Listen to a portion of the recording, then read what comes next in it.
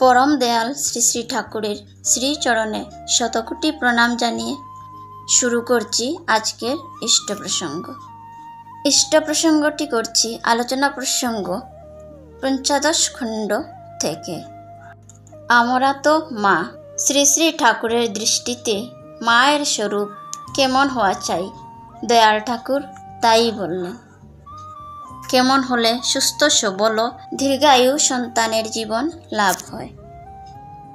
পরম দয়াল ঠাকুর আমার বললেন, এক বেগুনের বীজ বিভিন্ন মাটিতে বুনে বিভিন্ন রকম ফল হয়, উপযুক্ত সারও দিতে হয়।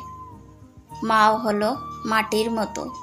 মা যদি স্বামীগত প্রাণা হয়, নিজের প্রবৃত্তির উপর তার যে নেশা, তা থেকে যদি তার স্বামী নেশা প্রবলতর হয়, স্বামীকে খুশি করার জন্য নিজের যে কোনো খেয়াল যদি সে উপেক্ষা করতে পারে, তাহলে তার ব্যক্তিত্বের একটা এককেন্দ্রিক রূপান্তর হয়। একে বলে সতীত্ব। তা থেকে তার শরীরের ভিতরকার অন্তঃক্ষরা গ্রন্থিগুলির ক্ষরণ ঠিকমতো হয় এবং সেগুলি আবার সত্তাপোষণী হয়। এগুলি গর্ভস্থ সন্তানের শরীর মনের ভাবী সুসংগত বিকাশের পক্ষে যেসব সারি উপাদান প্রয়োজন সেগুলি সরবরাহ করে।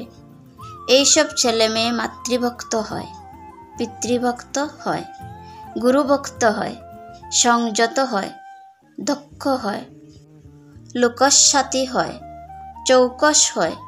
এরা সাধারণত মোটামুটি সুস্থ সবল ও দীর্ঘায়ু হয়। পরম দয়াল ঠাকুর বলে দিলেন, গর্ভস্থ অবস্থায় মাদের কেমন করে চলতে হয়, কেমন করে চললে সুদীর্ঘ আয়ু ও সুস্থ সবল জীবন সন্তান লাভ হয়।